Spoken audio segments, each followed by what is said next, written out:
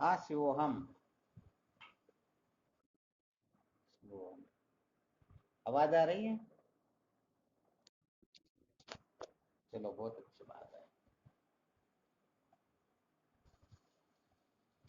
क्या विषय चल रहा था?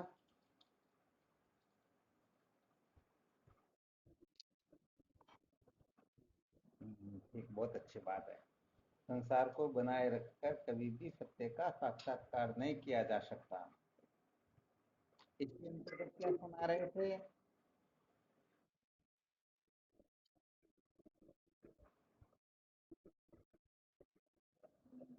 कल ये विषय अंतिम चल रहा था, ठीक है ना?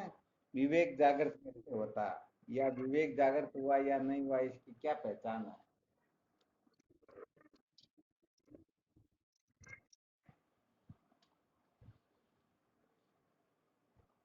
अच्छा, इसके अंतर्गत जो ग्रहण और त्याग की जो प्रक्रिया चल रही वो तो शायद ठीक ठीक तरह से समझ में आ गई होगी।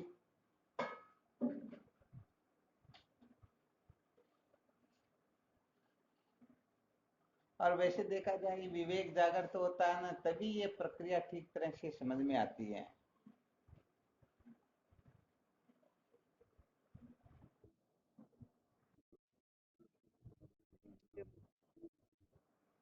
अरे कुछ समझ में आ गए तो समझो बहुत बड़े भाग्यशाली हो। थोड़ी बहुत भी समझ में आ जाए तो समझ लेना चाहिए आप साधारण नहीं हो। हाँ शिव हम।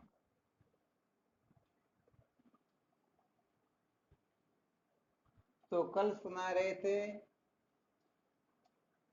इस रहस्य को अच्छी तरह से समझने के लिए हमें दो प्रकार का विभाग बना लेना है। किसी भी क्षेत्र में क्यों ना हो, कितने विभाग बनाने हैं? दो विभाग। वैसे दो विभाग बहुत आगे तक चलेंगे।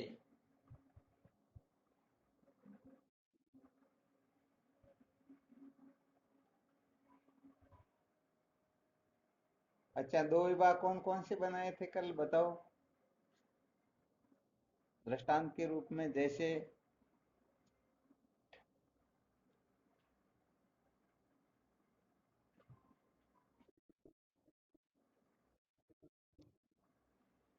ये ग्रहण त्याग वाली प्रक्रिया बिल्कुल ठीक है। नहीं, दो विभाग करेंगे तब कहने का मतलब हम ग्रहण और त्याग के असली स्वरूप को समझ पाएंगे। जैसे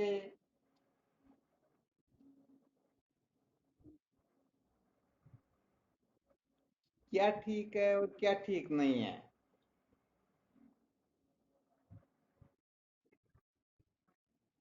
हाँ तो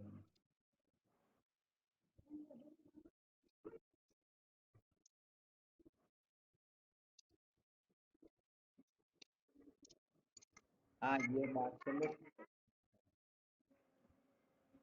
अच्छा, दो विभाग के अंतर्गत जैसे समझो, एक तो होता सत्य और एक होता है असत्य। या ये समझ में ना आए तो कम से कम ये तो समझ में आ सकता है, एक तो परमात्मा और दूसरा परमात्मा से भी समस्त नामोपात्मक प्रपंच, जिसे समझो संसार कहते हैं। एक तरफ परमात्मा है और दूसरी तरफ संसार है।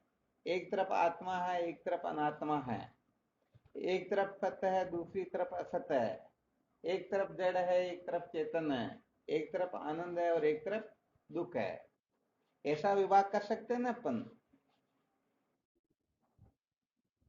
तो यहाँ पर कुल मिलाकर के इतना ही रहस्य समझना है कि जब हम दो प्रकार का विभाग करेंगे और उसके पश्चात केवल मात्र इतना सा अपने को बोध हो कि यह ठीक है और ये ठीक नहीं है। ध्यान देना अच्छी तरह से। तो बताओ, जो ठीक है उसका हम स्वाभाविक रूप से ग्रहण करेंगे या नहीं करेंगे?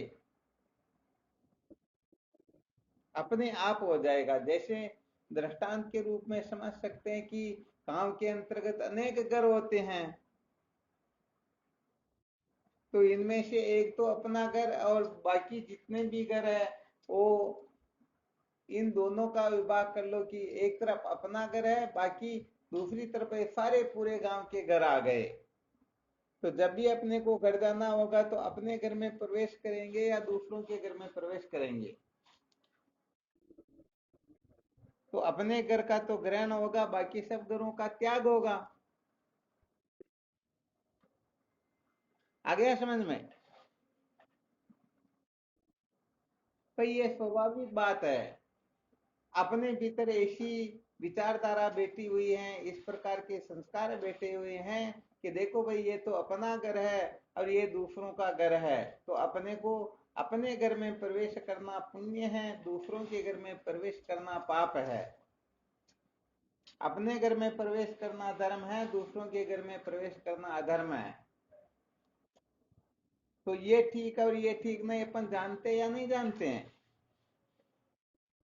जानते हैं। तो बताओ, अब स्वाभाविक रूप से जब हम प्रवेश करेंगे तो अपने घर में ही तो प्रवेश करेंगे,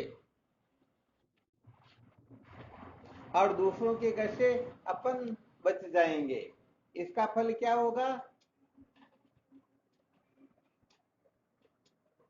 अनेक प्रकार के अनेक प्रकार के दुख से, संकटों से, झंझटों से हम बच जाएंगे या नहीं बचेंगे?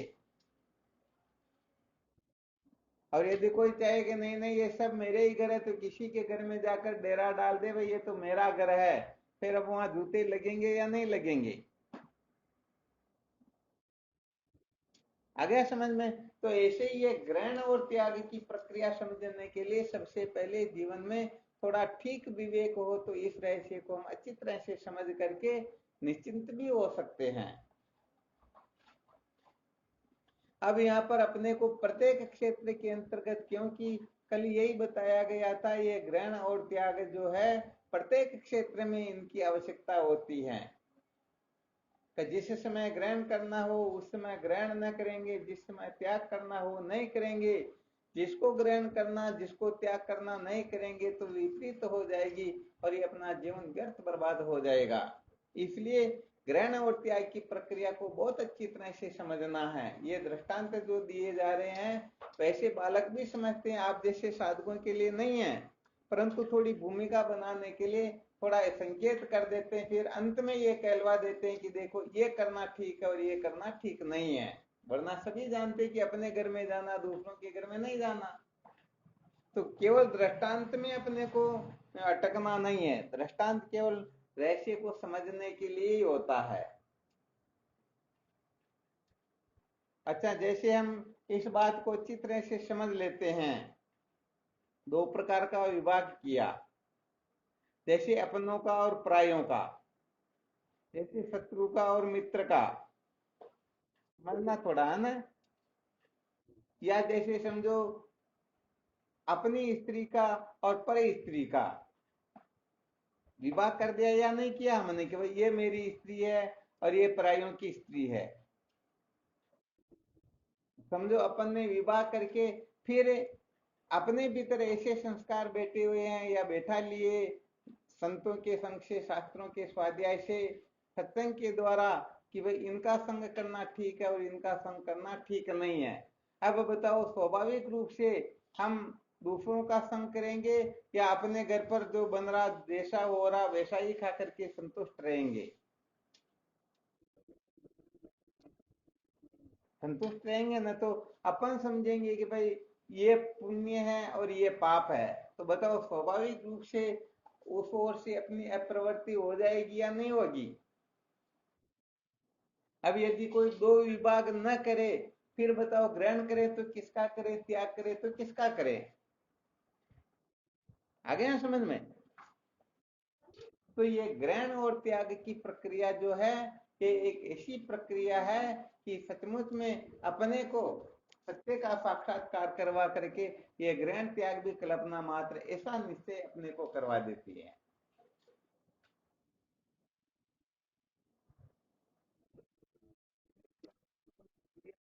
हम्म।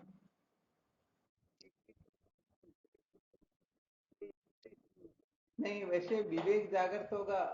वैसे कल यही बताया था कि जन्म जात से ऐसा संसार का कोई जीव है ही नहीं जिसमें विवेक न हो। परंतु बात यह कि जितना विवेक हमारे में है उतने विवेक से विद्या के बंधन से छुटकारा नहीं मिलता।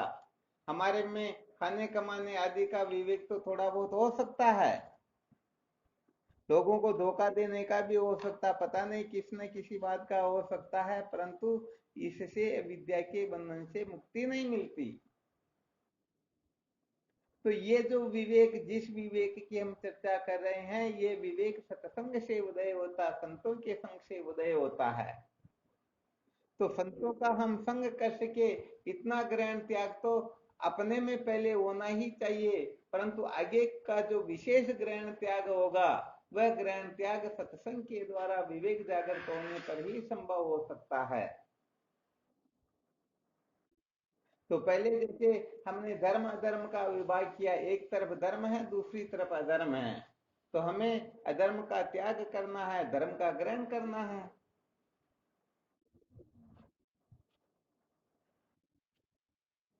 यदि इस रहस्य को हम ठीक तरह से समझ नहीं सके तो बताओ हम अधर्म का तो क्या करेंगे, ग्रहण कर लेंगे और धर्म का त्याग कर देंगे। बताओ जीवन में दुख संकट के सिवाय कुछ मिलने वाला है क्या? वास्तव में कुछ भी मिलने वाला वास्तव में है नहीं। तो ये ग्रहण और त्याग जो है हमें अच्छी तरह से समझना है। यदि इसको अच्छी तरह से न समझ सके तो सच्ची बात यह है कि हम जीवन में कुछ भी उपलब्धि प्राप्त नहीं कर सकेंगे। इसीलिए वो आपको छोटा सा संकेत भी किया था, 100 काम को छोड़ करके भोजन करना। तो यहाँ पर 100 काम और भोजन इन दोनों का विभाग करेंगे तो एक तो ग्रहण करने योग्य है और बाकी सब त्याग करने योग्य है। तो इस प्रकार से यदि हम आगे चलते रहेंगे तो 100 काम को छोड़ करके भोजन करो, 1000 काम को छोड़ करके स्नान का करो, लाख काम को छोड़ करके दान करो, परंतु कोटि त्यक्त्वा भजे, करोड़ों कामों को छोड़ करके, चाहे भोजन हो चाहे स्नान हो चाहे दान हो, सबको छोड़ करके पहले आत्मचिंतन करो, आत्म सत्य का साक्षात्कार करो। अब ये प्रक्रिया यदि कोई समझ ले तो जिस समय जो करना चाहिए वही करेगा अथवा उल्टा सुल्टा करेगा।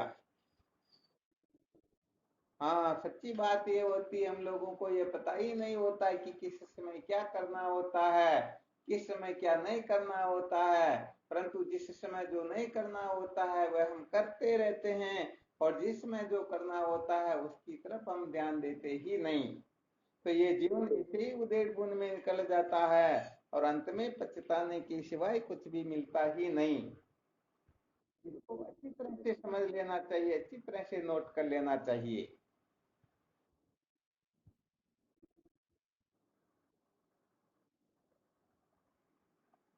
आ गया समझ में?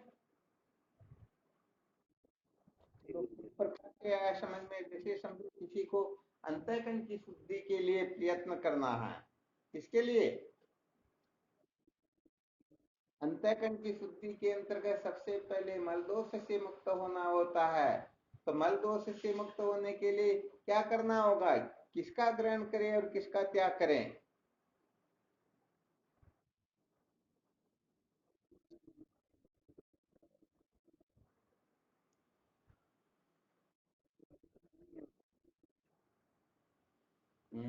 चलो बाकी साधक बोलो, सही ठीक उत्तर नहीं हुआ। ये फिर उसी पुस्तक के एक अध्याय का नाम हुआ केवल मात्र। बाकी कोई बोल करके देखो। किसका? नहीं, ये तो वो ये तो जब अपने अंतःकरण के आवरण दोष को मिटाएंगे, ये तो अंतिम कक्षा की बात है।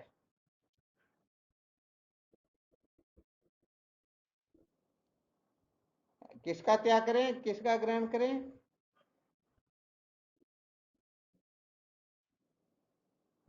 भुवन शंकर जी की आवाज नहीं आ रही, वो गड़बड़ आ रही है। कोई दूसरों को आ रही हो तो बोल के बता दो क्या बोल रहे हैं।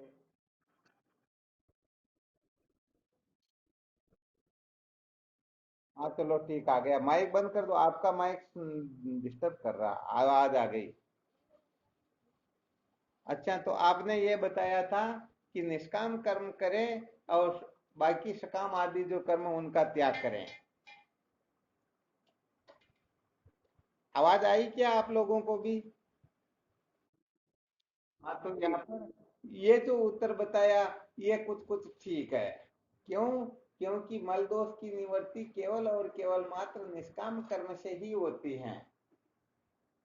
बाकी जितने भी चाहे शुभ कर्म ही क्यों न हो, परंतु काम भावना से किया हुआ कर्म अंतःकरण के मल दोष को मिटा नहीं सकता।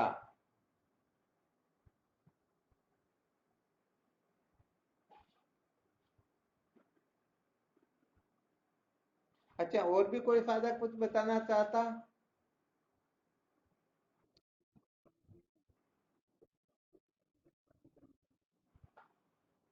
अच्छा, इसके अंतर्गत शायद 3 4 सूत्र बता रखे, किसी को ध्यान में है क्या?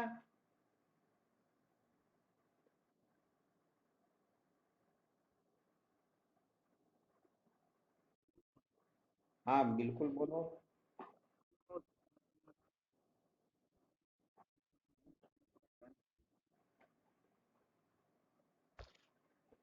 वापस बोलो, आवाज साफ नहीं आई।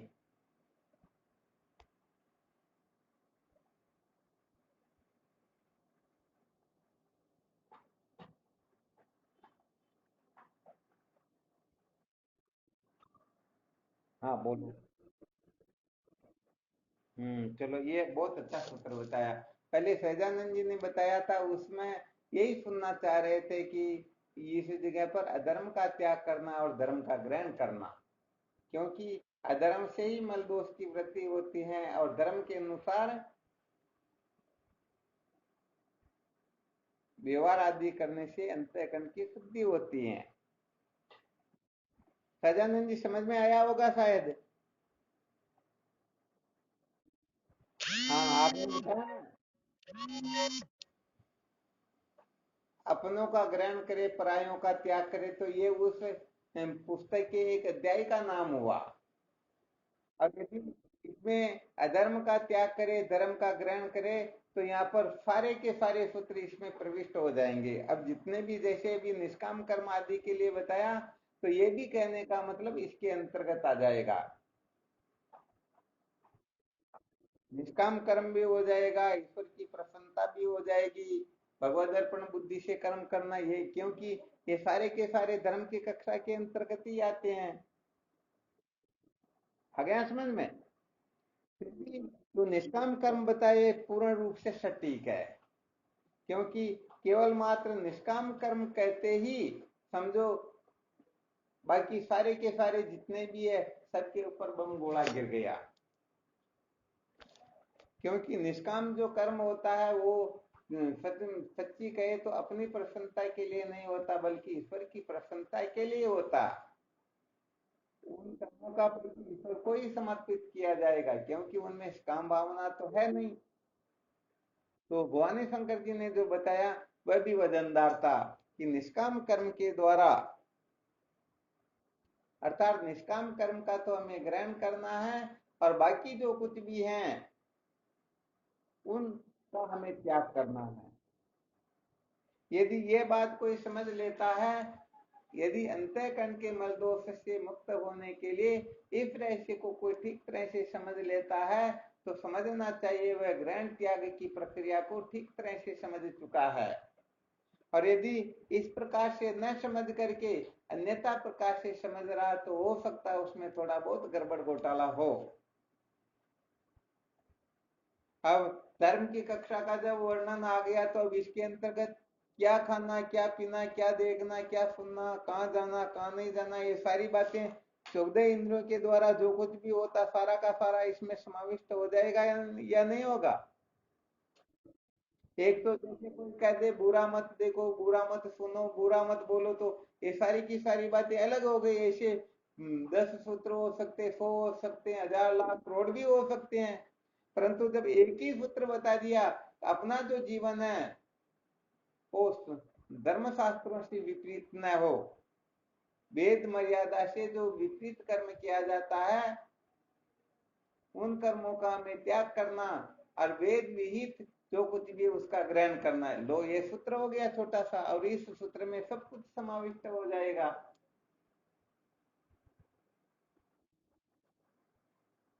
हो जाएगा ना? बिल्कुल सच्ची बात, बहुत अच्छी बात है। तो देखो यहाँ पर जैसे किसी को 100, 500, 1000, 2000 रुपए कमाने हो तो उनको इतना विवेक होता है कि भाई पैसे कमाने हो तो घर बैठे तो मिलेंगे नहीं, तो घर का तो त्याग करना होगा, और जहां पर कुछ मजदूरी वगैरह मिलती हो उसका में ग्रहण करना होगा। तो ये तो साधारण लोग भी संसार के जानते या नहीं जानते ग्रहण त्याग की प्रक्रिया को? जानते हैं ना? तो बस वैसे ही अपने को भी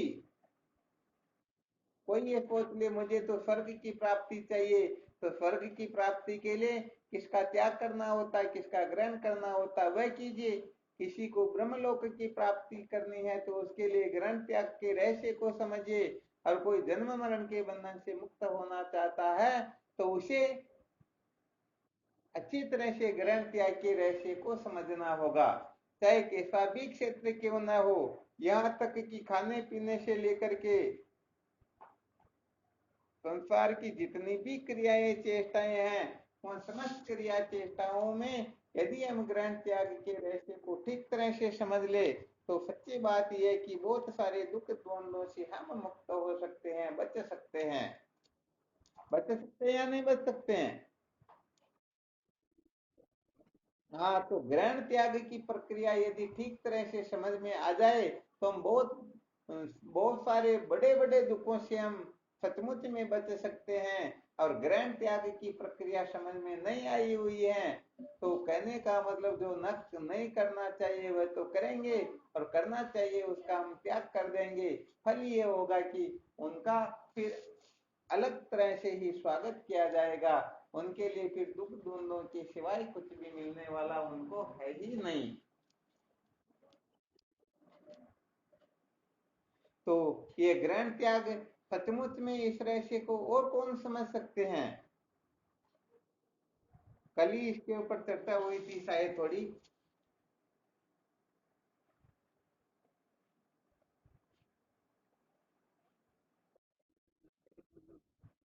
क्या बात, बस बस आ गया ध्यान में, बहुत धन्यवाद है।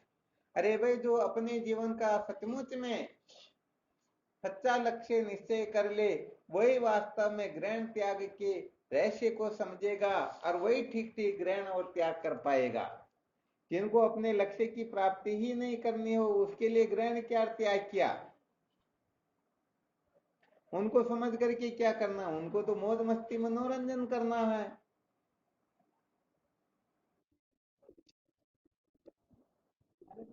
मजे लेने हैं तो उनको जो मिलेगा उसके साथ में वो अपने मनचाहा व्यवहार ही तो करेगा। जैसे मनुष्य को इस बात का पता है कि क्या खाना चाहिए क्या नहीं खाना चाहिए तो उसी प्रकार से व्यवहार करते हैं। जानवरों को पता नहीं है तो अभक्ष्य भोजन को भी कर लेते हैं। तो ग्रहण त्याग की प्रक्रिया में वो थोड़ी समझ रहे हैं, वो इतना जरूर समझ रहे हैं कि भूख लगती तो कुछ खाना चाहिए, परंतु क्या खाना चाहिए ये तो बताओ। रहस्य वही समझेंगे ना जो सचमुच में विवेकी होंगे।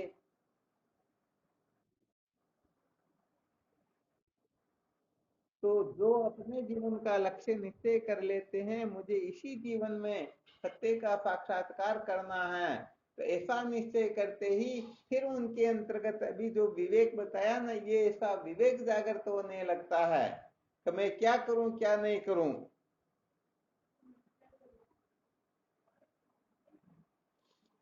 तो ये जितने भी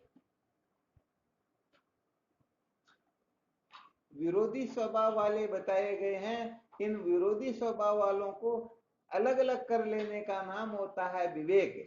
जैसे गेहूं में कंकर मिल गए हो तो गेहूं को अलग और कंकर को अलग कर लेने की जो युक्ति होती है उस युक्ति का नाम होता है विवेक। हाँ, अब ये अवश्य जरूर कल शायद ये भी सुनाया था कि थोड़ी चर्चा ये भी करेंगे कि सचमुच में विवेक हुआ या नहीं हुआ। हालांकि बहुत सारे लोग बातें करने में बड़े पारंगत होते हैं, परंतु फिर भी पहचान थोड़ी हो जानी चाहिए कि अपने को जो विवेक हो रहा है ये विवेक सच्चा है या कच्चा। कोई बता सकते हैं क्या क्या पहचान होगी इसकी?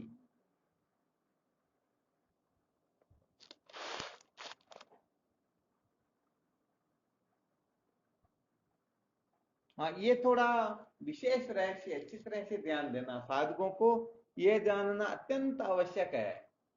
और इस प्रकार की घटनाएं घटित हो रही हैं तो समझ लेना चाहिए सचमुच में अपने को जो विवेक हो रहा है ये विवेक ठीक ठीक है। वरना सच्ची बात है, ये विवेक भी एक प्रकार का धोखा है, मनोरंजन है। वह वास्तव में विवेक विवेक नहीं है, क्योंकि हम जानते ही नहीं, शब्द मात्र के ज्ञाता तो हो सकते हैं, परंतु वस्तु स्थिति का हमें पता नहीं है। हम ये भले ही कह देंगे आत्मा सत्य होती है, अनात्मा झूठी होती है, परंतु आत्मा को हम जानते ही नहीं, अनात्मा को जानते ही नहीं। तो हो सकता है अनात्मा को हम आत्मा समझ ले और आत्मा को अनात्मा समझ ले। हो सकता है या नहीं हो सकता?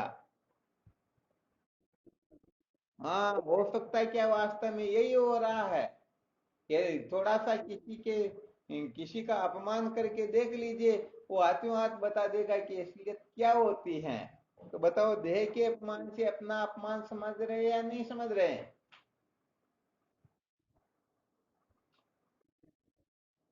चलो ठीक, तो बताओ कैसे पता चले कि ये विवेक जो है सच्चा है या कच्चा? वैसे इसी के ऊपर और चर्चाएं होती रहेगी, विवेक कैसे जागृत होता है, क्योंकि जीवन का वास्तविक सूत्र ही ये जितना भी सुना रहे हैं इसके मूल में केवल मात्र विवेक कैसे जागृत होता, विवेक जागृत होने का मतलब होता है जिज्ञासा कैसे जागृत होती है। कुल मिलाकर के दो ही प्रश्न मुख्य रूप से हैं, जिज्ञासा कैसे जागृत होती है और जिज्ञासा की पूर्ति कैसे होती है। इन दो सूत्रों में सारे के सारे सूत्रों का समावेश हो जाएगा।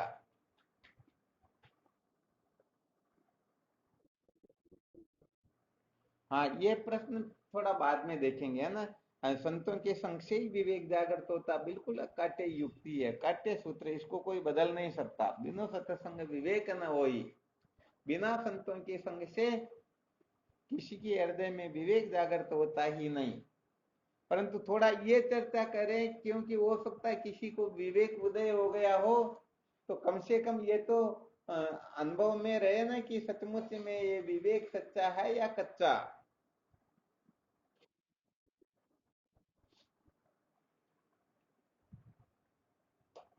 आप स्वयं का विचार करके देख लीजिए, आपको जो कुछ भी विवेक हो रखा है ये सच्चा है या कच्चा, कैसे पहचान करेंगे?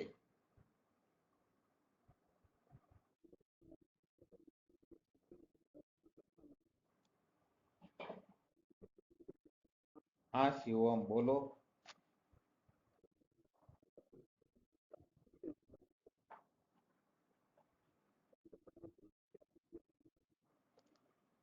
अच्छा, अनात्म पदार्थों में आसक्ति नहीं रहती है ना, चलो बहुत अच्छी बात बताई।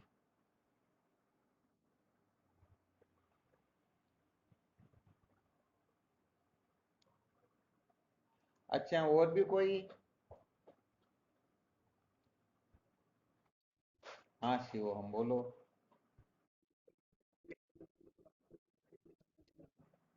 ठीक बात है। हम्म।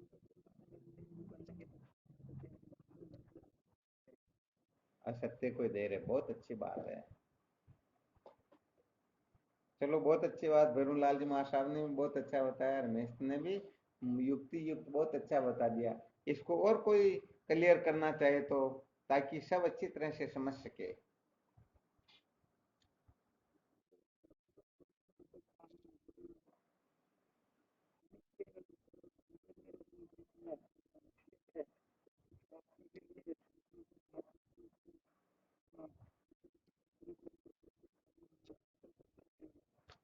फिर गड़बड़ कर दिया। ईश्वर की प्रसन्नता है तो उनके ऊपर हो चुकी, इसीलिए तो उनके अंतःकरण के दोष मिट चुके, उनको संतों की प्राप्ति हो गई, सत्संग मिल गए ना, और विवेक जागृत हो गया। आ गया समझ में? अब बोलना तो इससे आगे बोलना पड़ेगा अपने को। हाँ, तो पहले जो आपने सुना है बहुत उत्तम था, युक्ति युक्त था और इतना ही था, परंतु ज्यादा बोलने के कारण गड़बड़ हो गई।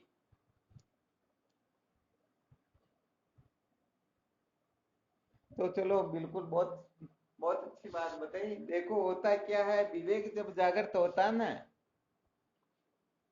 विवेक में कितने पहलू होते हैं? दो होते हैं, बिल्कुल युक्ति युक्त बात। कौन कौन से?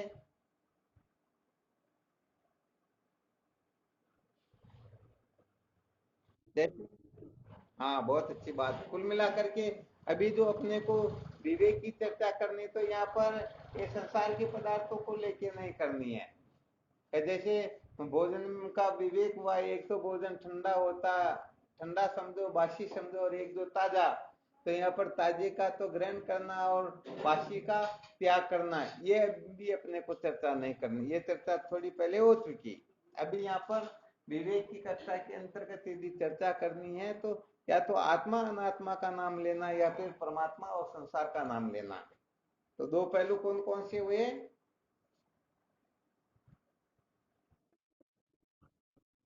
हाँ, परमात्मा तो सत्य है, और संसार।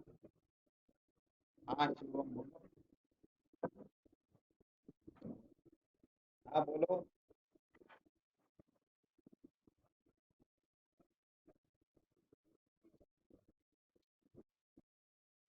बिल्कुल बिल्कुल, बस ये बात ही यही है। कोई इसके कारण या तो आत्मा और रूपक हमारे हमारे को बहुत ज्यादा संस्कार है।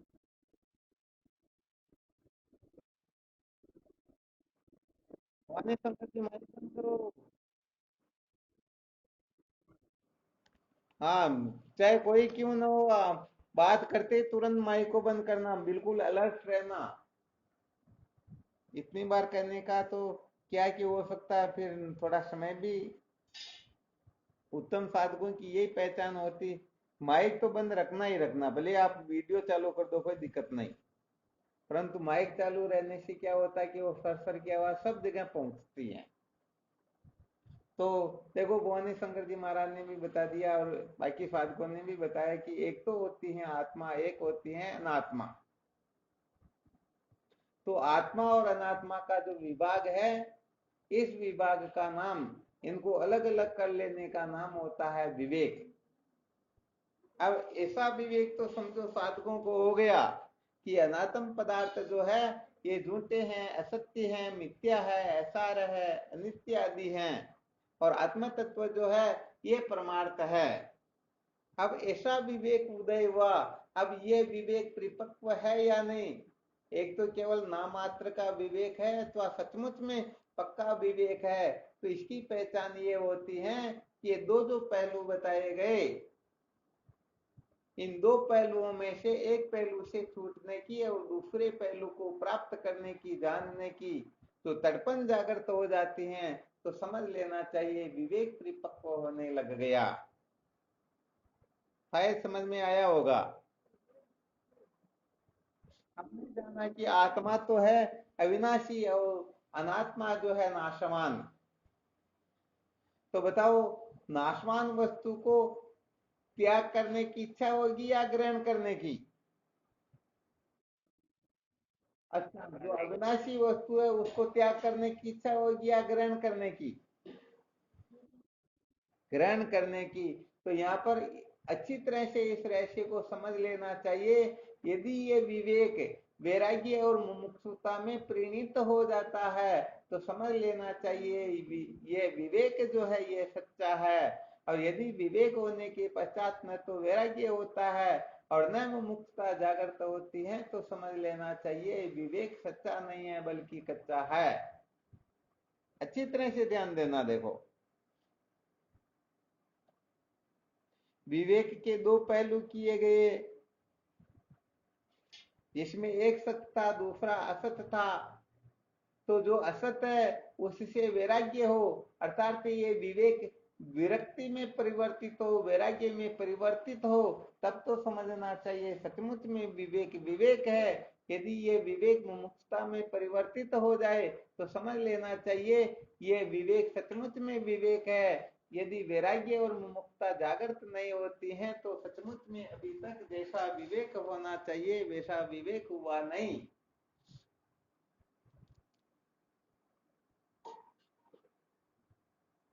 थोड़ा बहुत समझ में आया होगा शायद। और वैसे देखा जाए तो देखो इसमें वैराग्य फट संपत्ति मुक्ता ये जो वर्णन किया गया, समझो एक प्रकार से विवेक की परिपक्व अवस्था ये होती है, वरना मूल साधन केवल मात्र विवेक ही होता है। बताया ना, अविनाशी आत्म अचल जगत आते प्रतिकूल, ऐसो ज्ञान विवेक है सब साधन को मूल। बताओ समस्त साधनों का मूल साधन बताया या नहीं बताया? तो ये विवेक ही वैराग्य में परिणित होता है, ये विवेक ही सठ संपत्ति में, ये विवेक ही मुक्ता में परिवर्तित होता रहता है, परंतु मूल साधन होता है विवेक। तो ये कहने का मतलब सच्ची और पक्की बात है कि सचमुच में किसी को विवेक जागृत हो जाए तो न चाहते हुए भी वैराग्य हो जाएगा, न चाहते हुए भी मुक्ता जागृत हो जाएगी। यदि नहीं होती है तो समझना चाहिए कि अभी तक विवेक जो है ये सच्चा नहीं है बल्कि कच्चा है, ये केवल मात्र मनोरंजन मात्र है। अब देखो आप स्वयं विचार करके देख लेना कि अनात्म पदार्थों से विरक्ति है या नहीं, अनात्म पदार्थों से हम ऊपर उठना चाहते या नहीं चाहते, अनात्म पदार्थ यदि छूटने लगे तो हम बावड़े होते या नहीं होते हैं। यदि नहीं होते हैं तो समझ लेना चाहिए विवेक ठीक ठीक है, और यदि बावड़े होने लगते हैं तो ये केवल मात्र वाणी का विलास मात्र है, ये मनोरंजन मात्र है। ये तो लोगों के ऊपर अपना प्रभुत्व दिखाने के लिए विवेक आदि की बातें सुनी सुनाई जाती हैं। आ रहा समझ में?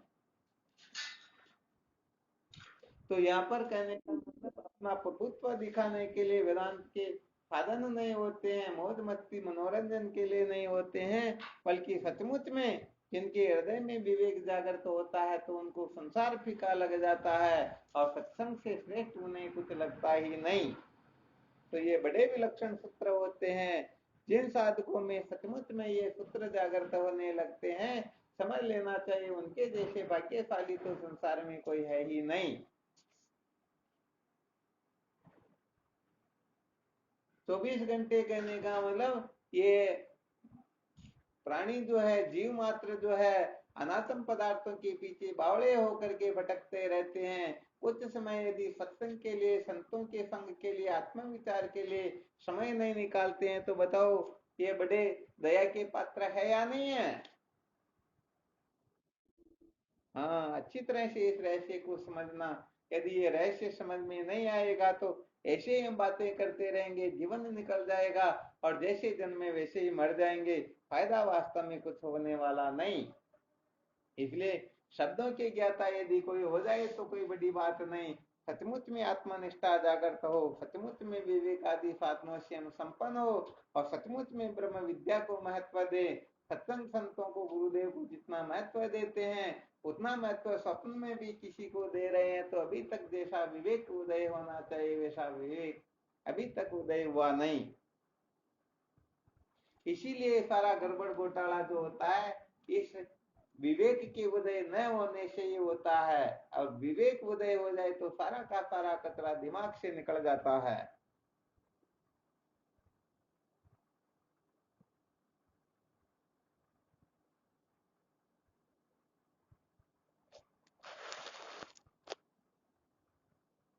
तो अब अपने को स्वयं को इसके बारे में खूब मंथन करके देखना है।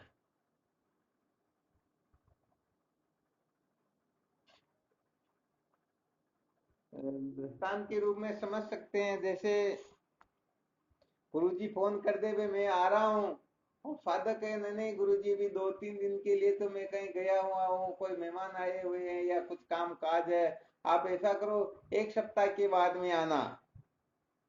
तो बताओ संसार को महत्व दे रहे हैं या गुरु जी को दे रहे हैं? तो कुल मिलाकर के यहाँ पर यदि कोई संसार के लोगों को राजी रखने की चेष्टा करता है, अपने मन को राजी रखने की कोशिश करता है, तो समझ लेना चाहिए अभी जैसा विवेक उदय हुआ, विवेक उदय होना चाहिए वैसा विवेक अभी तक उदय हुआ नहीं। तो ये विवेक कोई मामूली बात नहीं है। तो जिनका सचमुच में अंतिम जन्म होता है, जिनके ऊपर ईश्वर का परमानुग्रह होता है, तो सचमुच में भाग्यशाली होते हैं, उनके हृदय में ही ऐसा विवेक जागृत होता है। बाकी ये मौज मस्ती मनोरंजन तो अनादिकाल से चलते आ रहे, चलते रहेंगे, इनका कोई विशेषत्व महत्व होता ही नहीं।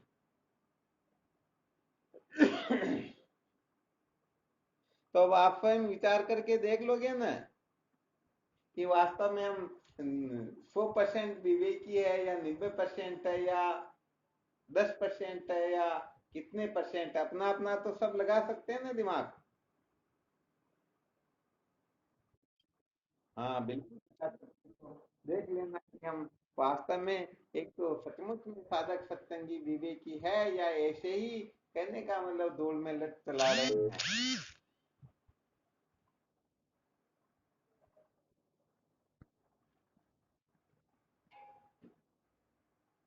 अच्छा, किसी को ऐसा विवेक उदय नहीं हुआ हो तो उनको क्या करना चाहिए?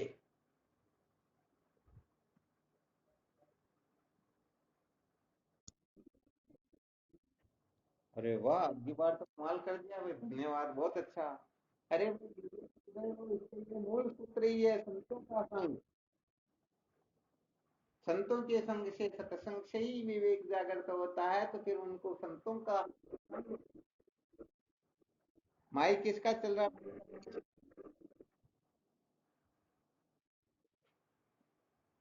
अच्छा, किसी को यदि संतों का संग प्राप्त नहीं हो रहा हो, उनको क्या करना चाहिए फिर?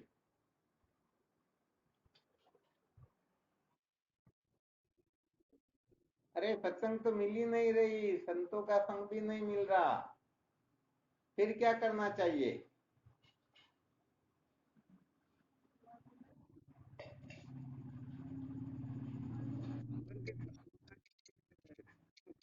अरे वाह, क्या बात है।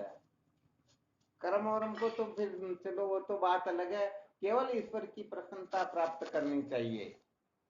कर्म बोलेंगे तो थोड़ा ज्यादा हो जाएगा, क्योंकि ईश्वर की प्रसन्नता हो सकता कर्म से होती, उपासना से होती, योग से होती या कोई दूसरे तीसरे से होती है, उसका फिर थोड़ा अलग से चिंतन कर लेंगे। परंतु यहाँ मूल सूत्र होता है, बिना ईश्वर की प्रसन्नता के किसी को संतों का संग प्राप्त होता ही नहीं। जिस जीव के ऊपर ईश्वर की परम कृपा होती है उन्हीं को संतों का संग प्राप्त होता है।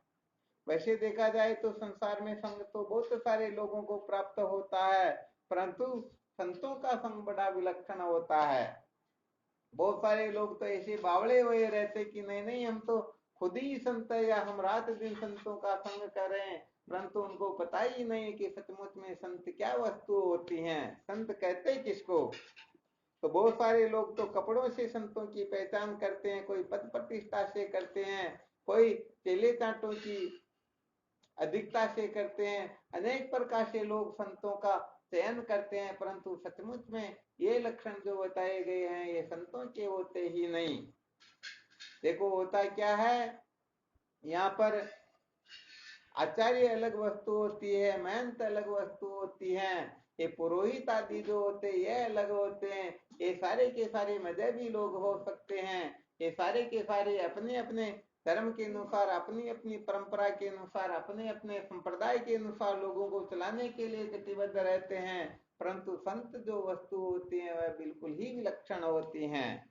इसलिए जब तक संतों का संग प्राप्त नहीं होता है तब तक विवेक ही जागृत नहीं होता, क्योंकि संतों के संग से विवेक जागृत होता है, तो वह विवेक जो होता है आत्मा के सिवाय, परमात्मा के सिवाय सब झूठे हैं। और यहाँ पर तो जो मत पंथ में उलझे हुए होते हैं वो कहते हैं कि हमारा जो मत है, पंथ है, संप्रदाय है यही सच्चा है, बाकी सब झूठे हैं। तो बताओ इसका नाम विवेक हुआ क्या?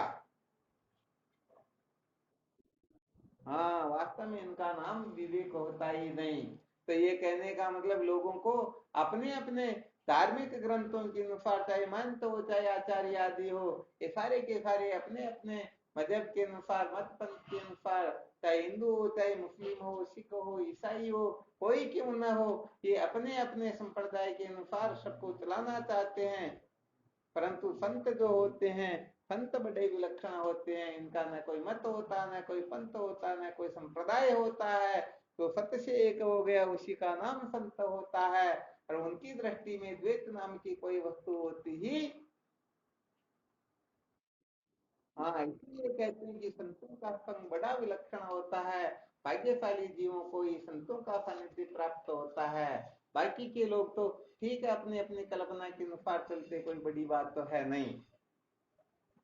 तो विवेक यदि जागृत नहीं हो रहा, कहते हैं ना, यदि पारस को लोहे के साथ स्पर्श करवा दिया जाए तो उसी समय लोहा पारस हो जाए, लोहा जो है स्वर्ण हो जाता है। परंतु यदि पारस का संग करने से भी यदि लोहा स्वर्ण नहीं होता तो समझ लेना चाहिए या तो पारस पारस नहीं है, अथवा पारस और लोहे के बीच में कुछ न कुछ पर्दा है।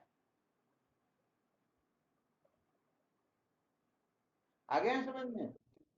तो इसका मतलब बहुत सारा समय हो गया, क्योंकि इस संसार में, अरे संसार में तो क्या सभी जीव कुछ ना कुछ तो करते ही करते हैं, और उन्हीं को संतों का संग समझ लेते हैं। यहाँ पर कहने का मतलब उनका वर्णन किया जा रहा, जो अपने जीवन को धन्य बनाने के लिए, बाकी पामर पुरुषों की यहाँ कोई चर्चा ही नहीं है।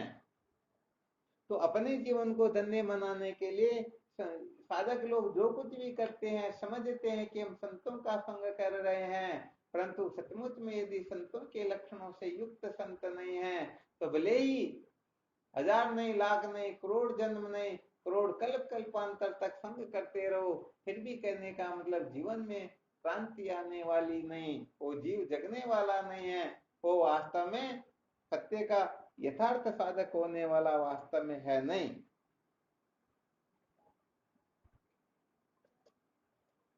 इसीलिए कहने का मतलब ईश्वर की परम कृपा की आवश्यकता होती है। वरना तो देख लीजिए, संतों की तो संसार में बाढ़ आ रही है, तो बाढ़ आ रही तो बताओ सबको संतों का संग मिल रहा है, तो फिर बात क्या हो रही, गड़बड़ कहाँ पर है, विवेक क्यों उदय नहीं हो रहा, क्यों हम अनात्म पदार्थों के चक्कर में पड़े हुए और रात दिन इन्हीं के पीछे पागल हो रहे हैं? क्योंकि सचमुच में सब अपनी अपनी वासना के अनुसार अर्थ करते हैं, वासना के अनुसार बताते हैं, वासना के अनुसार ये सबको चलाते हैं, तो ये सारा का सारा गड़बड़ घोटाला इसी जगह पर हो जाता है। तो सच्ची बात तो यही है कि जब तक सचमुच में संतों का संग प्राप्त नहीं होगा, तब तक विवेक वास्तव में जागृत होने वाला है ही नहीं। और जिस दिन विवेक जागृत हो जाएगा, ये पक्का है, उसी समय ये विवेक वैराग्य मुमुक्षुता में परिणित हो जाएगा। यदि विवेक वैराग्य मुमुक्षुता में परिणित नहीं हो रहा है, वैराग्य नहीं हो रहा, मुमुक्षुता जागृत नहीं हो रही है, तो अभी तक जो विवेक है ये विवेक कल्पना मात्र है, वास्तविक विवेक ये है नहीं। और वास्तविक विवेक नहीं है तो इसका मतलब संत भी जो मिले हुए हैं, जिनके पीछे हम रात दिन चल रहे हैं, वो भी सचमुच में गड़बड़ थोड़ी बहुत हो सकती है या नहीं हो सकती? अरे हो सकती नहीं, बिल्कुल गड़बड़ 100% है ही है। इसलिए सचमुच में संतों की खोज करनी होती है। तो वास्तव में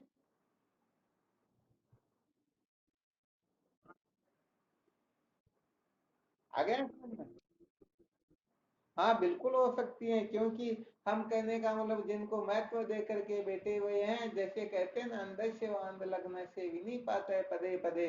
अंधा यदि अंधे के पीछे चलेगा तो उसे पग पग पर ठोकरें ही खानी पड़ेगी।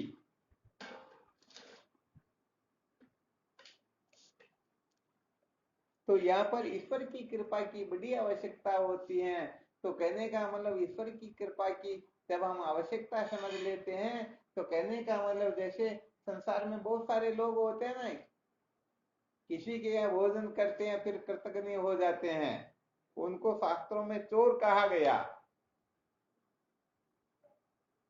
तो कहने का मतलब कोई यदि ऐसा बड़ी डिंगी आंकता है ना मेरे सामने, वो भी क्या ये भी क्या, ये भी कल्पना मात्र, तो समझ लेना चाहिए वास्तव में उनके ऊपर कभी ईश्वर की कृपा नहीं हुई, वह तो अज्ञान के वशीभूत होकर के पागल हो रहा है।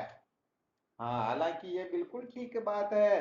तब सिद्धांत का कथन किया जाएगा, उस समय मुझ आत्म चैतन्य से भिन्न समस्त नाम रूपात्मक प्रपंच मंद्या पुत्र के समान है, अथवा सब मेरा ही स्वरूप है, मेरे से भिन्न नए नास्ति किंचन। परंतु जो छोटी छोटी बातों में मौज मस्ती के लिए, मनोरंजन के लिए, अपना प्रभुत्व दिखाने के लिए या लोगों को बेवकूफ बनाने के लिए क्या ईश्वर, क्या नरक, क्या स्वर्ग, सब कल्पना मात्र, ये कुछ भी नहीं तो समझ लेना चाहिए वह चार्वाकी हो सकता है, सचमुच में सच्चा जिज्ञासु नहीं होता। इसीलिए तो वेदांत शास्त्रों में जब वेदांत विचार की वो साधक प्रवृत्त होते हैं तो सबसे पहले इनको एक रहस्य समझाया जाता, सूत्र बताया जाता है, क्या वह जीवन प्रियो बंदिया वेदांतो गुरु ईश्वर है। जब तक जीवन है तब तक वेदांत गुरु व ईश्वर इनके प्रति कभी कृतज्ञ न बने, बल्कि इनकी कृपा का अनुशीलन करते रहे, इनकी कृपा को अच्छी तरह से समझ करके फिर उसी प्रकार से अपने जीवन को पूरा करते रहे। आ रहा है समझ में? तो वो तो क्या बढ़िया बुद्धि होती, अपनी गरज अपना स्वार्थ निकले और फिर हम पिया हमारा बेल पिया कुआ डूब पड़ो। होता ना। हाँ, तो ऐसे लोग तो सचमुच में, क्योंकि उन्होंने सचमुच में संतों का संग करके फिर ब्रह्म विद्या प्राप्त नहीं की, इसलिए बेचारे उच्छृंखल हो जाते हैं, बावड़े हो जाते हैं। वो तो इस संसार को उनको पता ही नहीं है कि छत पर चढ़ने के पश्चात भी सीढ़ी को तोड़ा नहीं जाता, क्योंकि बाकी के लोग भी तो चढ़ेंगे ना। तो कुल मिलाकर के भले कितनी भी ऊंची कक्षा का ज्ञानी क्यों ना हो जाओ, बताओ वो धर्म की अवहेलना करेगा क्या? अरे वो किसी की भी अवहेलना नहीं करेगा, क्योंकि जानता है कि धर्म अधर्म सत्सपनवत है, मेरे को इनकी कोई आवश्यकता नहीं है, परंतु हो सकता दूसरों को तो हो ना। बस इसीलिए कहने का मतलब, यथार्थ बोधवान जो महापुरुष होते हैं उनकी गतिमति बिल्कुल विलक्षण होती है, उनको हर कोई समझ नहीं सकते। और बाकी जो ऐसे ही, जैसे कहते हैं ना, आपने फड़कला वगैरह का बाड़ा सांपा की तो घंटी को न भली ट्रका बढ़ लियो, परंतु ये पूरी पृथ्वी में उठा बाड़ा शेष भगवान तो कोई एक आधे ही है या सभी है? बस बात ये है। तो हम गलती इसी जगह पर कर लेते हैं कि सचमुच में, हालांकि अपने को किसी का अपमान भी नहीं करना चाहिए, सब ईश्वर के ही तो स्वरूप परमात्मा से कुछ है ही नहीं, तो किसका अपमान करना, किसका तिरस्कार करना। परंतु इस दृष्टि से अपने को ऐसे ही जन्मे और ऐसे ही मर जाए, ये भी ध्यान अपने को रखना। तो किसी का तिरस्कार अपमान न करे, परंतु सचमुच में सच्चे संतों की भी तो खोज करनी चाहिए ना। तो कुल मिलाकर के विवेक जागृत होता हो, सचमुच में सत्संग जो होती है, ये सत्संग ही विवेक की माँ कहलाती हैं। विवेक सत्संग से ही जागृत होता, और सत्संग संतों के संग से ही होती हैं। और संत कहते हैं जो सत्य से एक हो गया हो, जिनमें किसी प्रकार के मत पंथ का अभिमान न हो, किसी संप्रदाय का अभिमान न हो, किसी भी प्रकार की क्रियाकारक फल में उनके प्रति महत्व बुद्धि न हो।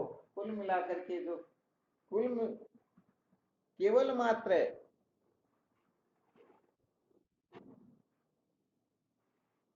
सत्य के साक्षात्कार, सत्य के सिवाय, धर्म विद्या के सिवाय, वेदांत विचार के सिवाय किसी महत्व दे ही नहीं। हाँ, कोई कुछ करना चाह रहे हैं क्या? लाडू राम जी कुछ बोल रहे हैं क्या? हाँ शिवम बोलो। हाँ शिवम। किसके लिए?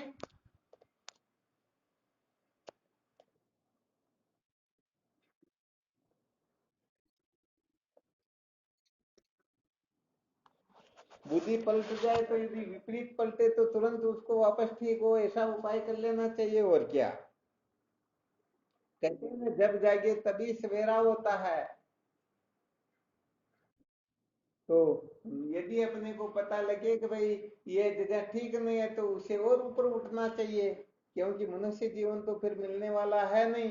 यहाँ पर थोड़े जीव मुंह में रह जाते हैं, अच्छी तरह से भले जान भी लेते हैं कि भाई इस जगह भूख मिटने वाली नहीं है, ये तो कागज के ऊपर गुलाब जामुन के फोटो है, फिर भी उनको छोड़ना नहीं चाहते हैं कि ये बासी वस्तु है, ये सड़ गई है, फिर भी नहीं नहीं ये काम देगी उनको, बैग में रख करके अच्छी तरह से संभाल करके रखते हैं। तो सच्चा जो साधक होता है ना, वह वास्तव में कहीं अटकता नहीं है, उनको संसार में कोई अटका भी नहीं सकता। उसे पता लग जाए कि ये ठीक नहीं, तो वह तुरंत ही उस जगह से ऊपर उठ करके आत्मचिंतन की ओर प्रवृत्त हो जाता है। विवेक कैसे जागृत होता है, वह उसी को ही महत्व देता है। ऐसा समझ लेना चाहिए, जब तक हम संसार को महत्व दे रहे हैं ना, और थोड़ा वो विशेष बताए तो कोई संसार का भला करने की भी सोच रहे हैं, तो अभी तक उनमें विवेक नहीं है। अरे संसार का क्या भला कर लेंगे, संसार को बनाने वाला परवा करो, हम क्या ठेकेदार है क्या?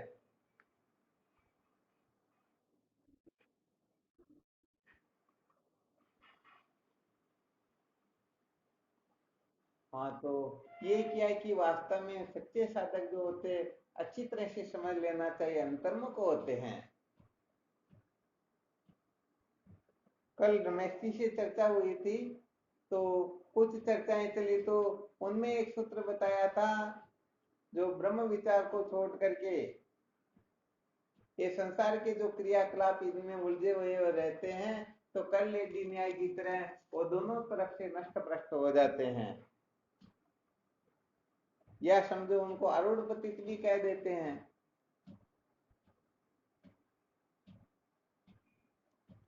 तो कुल मिलाकर के यदि विवेक जागृत हो गया हो, तो फिर धर्म कर्म में नहीं उलझना चाहिए, बल्कि ब्रह्म विचार की ही, ब्रह्म विचार कैसे जागृत होता है, ये विवेक कैसे परिपक्व होता है। ध्यान देना, ये जब तक विवेक परिपक्व नहीं होता है, तब तक समझ लेना चाहिए जीवन अभी तक कृतार्थ नहीं हुआ।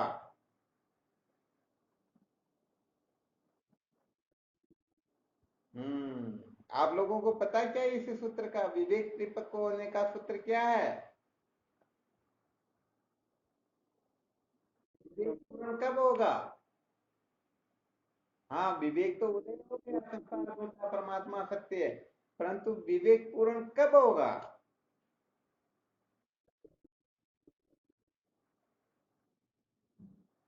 अरे तो कृपा तो ऐसी थोड़ी जो कि नहीं है, ये तो जैसे इंद्र बारिश करता, तो बताओ कहीं करे कहीं ना करे, ऐसा होता है क्या?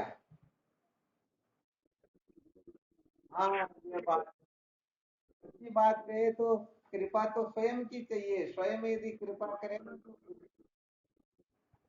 आप बोलो, क्या बोल रहे हो? स्वयं यदि कृपा करे तो गुरुदेव को भी कृपा करने पर मजबूर होना पड़ता, ईश्वर को भी मजबूर होना पड़ता, वेद भगवान को भी मजबूर होना पड़ता, परंतु स्वयं कृपा करे तब न।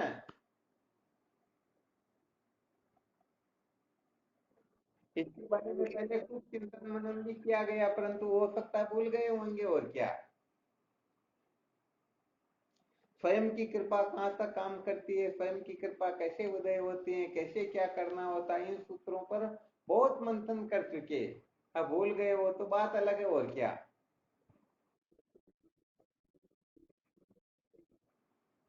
हैं? अरे विवेक पूर्ण तो गुरुदेव की कृपा से ही होगा, परंतु गुरुदेव कृपा करे तब न। नायम आत्मा प्रवचने लभ्यो न मेदिया न बहुना श्रुते न, इस श्रुति में बताया था ना, ये आत्म तत्व न तो प्रवचन से प्राप्त होता, न बहुत सुनने से प्राप्त होता, न मनन करने से होता, ये तो उनको ही प्राप्त होता है जिनका, जिनको गुरुदेव वरण करे। जैसे शादी ब्याह होती तो वरण करते, तभी तो वरण करेंगे तभी होगा, या बिना वर्ण करे हो जाएगी। तो ऐसे गुरुदेव वर्ण करे तभी अविद्या के बंधन से छुटकारा प्राप्त होता है। तो कम से कम इतनी समझ तो अपने में चाहिए ना, कि मैं क्या करूं ताकि गुरुदेव मेरा वर्ण करे।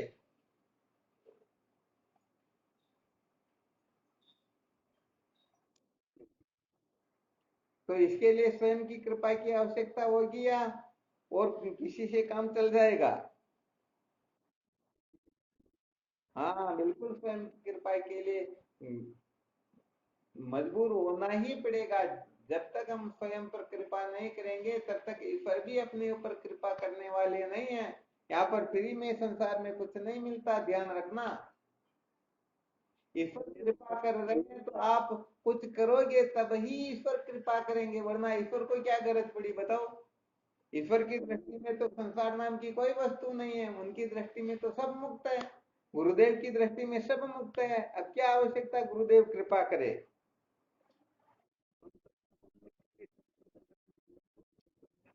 अरे स्वार्थी एक नंबर के, सुर नर मुनि धन के ये रीति, स्वार्थ लागे करे सब प्रीति। अरे अपने को स्वयं को ही जन्म मरण के बंधन से छूटने की तड़पन नहीं है, तो बताओ गुरुदेव क्या कर लेंगे। हाँ, इसलिए क्या होता है कि हम पता नहीं विचार नहीं करते, वरना इतनी सत्संग सुनने के बाद में तो साधकों की दशा ही और हो जाती है।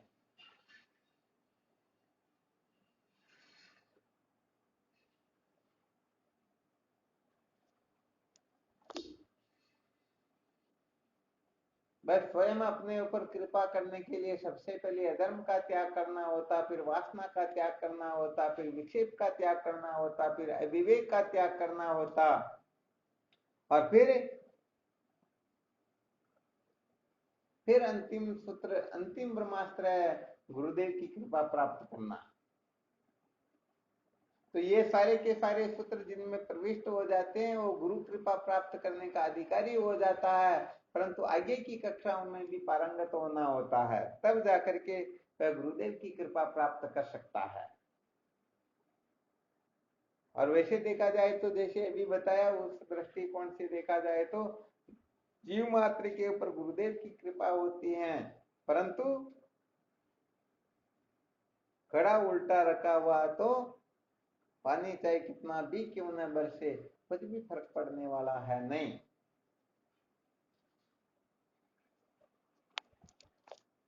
तो चलो ठीक, फिर भी यदि किसी को आवश्यकता हो तो न कर्मणा न परदिया न धनेन त्यागेन एके मृतत्व मानसु, कर्म धन भोग से ही अपने अपने विचारों को प्रारंभ करे। इनका ठीक ठीक प्रकाश मान्वय करते हुए कर्म धन भोग क्या ग्रहण करना क्या त्याग करना, इन सबका अच्छी तरह से हमें विवेचन करते रहना है।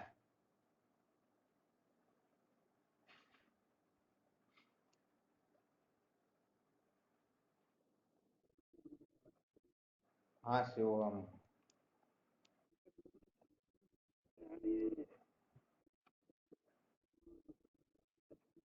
हम्म।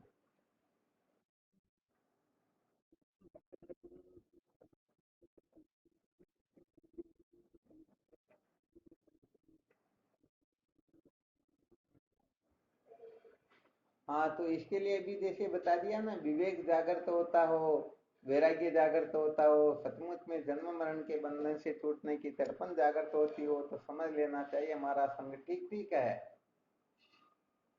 और केवल मात्र धन कमाने की, मौज मस्ती करने की, मजे लेने की, संसार में वाहवाही लूटने की, या जितने भी संसार के क्रियाकलाप है ईश्वरी चित्तवृत्ति लगती रहे, तो समझ लेना चाहिए कुछ न कुछ गड़बड़ घोटाला जरूर है।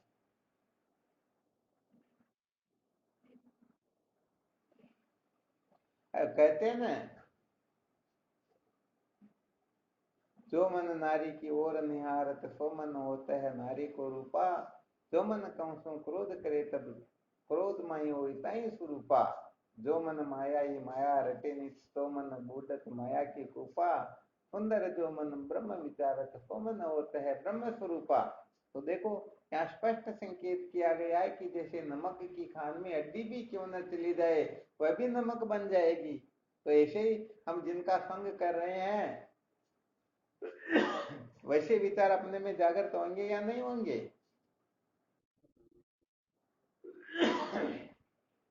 तो संग से पता लग जाता, चोरी करने की इच्छा हो रही तो समझ लेना चाहिए हम चोरों का ही संग कर रहे हैं। ऐसे ही बाकी सारे क्षेत्रों में क्या समझाना, आप सब लोग विद्वान हो, ज्यादा समझाने की आवश्यकता भी नहीं होती है।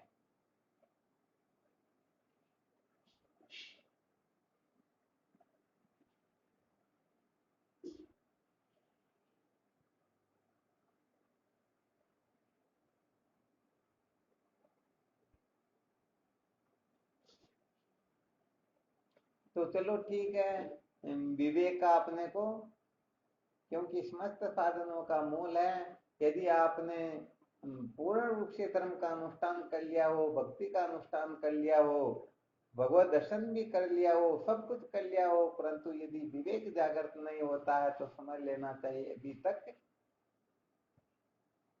आ गया समझ में? हाँ, विवेक जागृत होने पर ही समस्त साधन कृतार्थ हुए, ऐसा समझना चाहिए।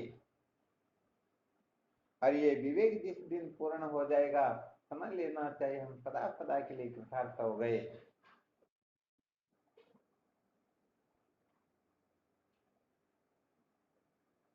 अच्छा, पहले सुनाया ना विवेक की पूर्णता की पहचान, तो इसके लिए थोड़ा संकेत कर देते हैं, ध्यान दे लेना। यदि किसी का विवेक पूर्ण होने लगे, ये बात यदि जीवन में प्रतिष्ठित होने लगे, तो समझ लेना चाहिए अब विवेक पूर्ण होने लग गया।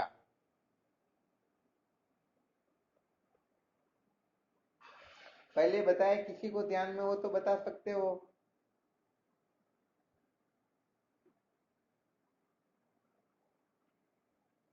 जब तक दुनिया में द्वैत खटकता है, तब तक विवेक में पूर्णता नहीं है। इस सूत्र को बहुत अच्छी तरह से मंथन करना, हालांकि ये थोड़ा आगे करेंगे, फिर भी थोड़ा साधकों को नॉलेज तो हो जाए, ध्यान में रहे कि विवेक की पूर्णता का सूत्र कौन सा है।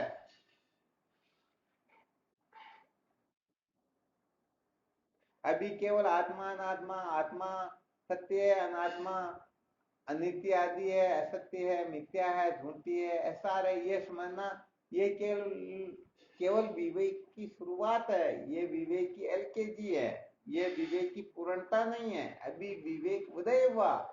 विवेक जब सचमुच में पूर्ण रूप से फलित होगा, तो द्वैत की चिंता भाव का निश्चय हो जाएगा। मुझ आत्म चैतन्य से भी समस्त नाम रूपात्मक प्रपंच बंध्या पुत्र के समान है, मैं अद्वितीय ब्रह्म हूँ। इस प्रकार का दृढ़ पूर्वक जिनको निश्चय होगा, समझ लेना चाहिए उनका विवेक पूर्ण रूप से कृतार्थ हो गया, फलित हो गया, चरितार्थ हो गया। हाँ बिल्कुल बिल्कुल। तो ये विवेक ही समस्त साधनों का मूल साधक, सचमुच में जो उत्तम साधक होते हैं, वो कुल मिलाकर के ये धर्म उपासना योग जितने भी साधन है, उनका यदि अवलंबन लेना ही पड़े, तो उनके मूल में ये होता है कि मेरे हृदय में विवेक जागृत हो। ईश्वर की प्रसन्नता के मूल में भी उनके भीतर ये बात बैठी रहती है कि इस प्रकार का विवेक मुझे उदय हो। तो ईश्वर की प्रसन्नता जो प्राप्त करता है, ईश्वर की प्रसन्नता प्राप्त करने के लिए नहीं, बल्कि विवेक जागृत कैसे हो, विवेक उदय कैसे हो, इसके लिए फिर वो ईश्वर की प्रसन्नता के लिए जो सृष्टि करता है, करता ही रहता है। तो धर्म कर्म करने के लिए वो धर्म कर्म नहीं करता, बल्कि विवेक उदय हो इसी के लिए आवश्यकता हो तो धर्म करेगा, उपासना करेगा, भक्ति करेगा, जो कुछ भी करना हो सब कुछ करेगा। परंतु मूल में है विवेक कैसे उदय हो। अब विवेक उदय हो, इसके मूल में भी होती है विद्या के बंधन से छुटकारे की दृढ़ता।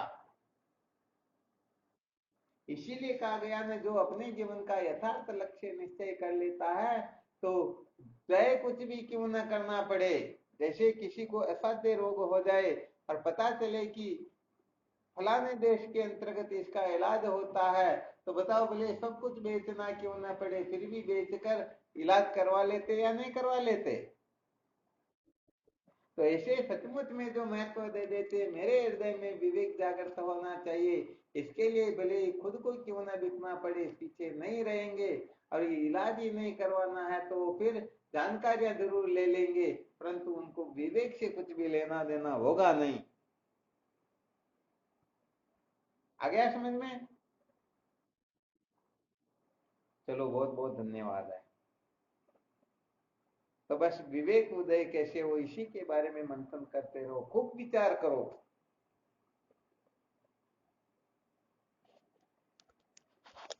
और विवेक उदय हो रहा है या नहीं हो रहा है, कितने प्रतिशत हो रहा है, सब पता चलता रहता है कि कौन सा साधक सचमुच में कितना योग्य हुआ। अब कोई पहुंचते नहीं, इसलिए उनको क्या बताए, क्योंकि बिना पहुंचे सलाह देना भी गड़बड़ हो जाती है ना। उस बंदर को सलाह दी तो घोंसले को ही तोड़ करके फेंक दिया, ले संभाल में, तू भी मेरे जैसी हो जा। सीख वहाँ को दीजिए जन को सीख सुहाई, सीख बंदर को देवता घर भैया का जाय।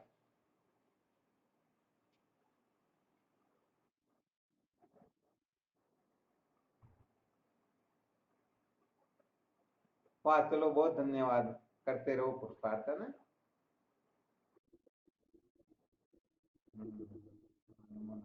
वो हम।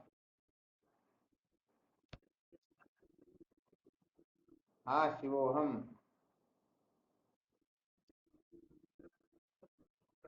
हाँ, नमो नारायण, शिवोहम।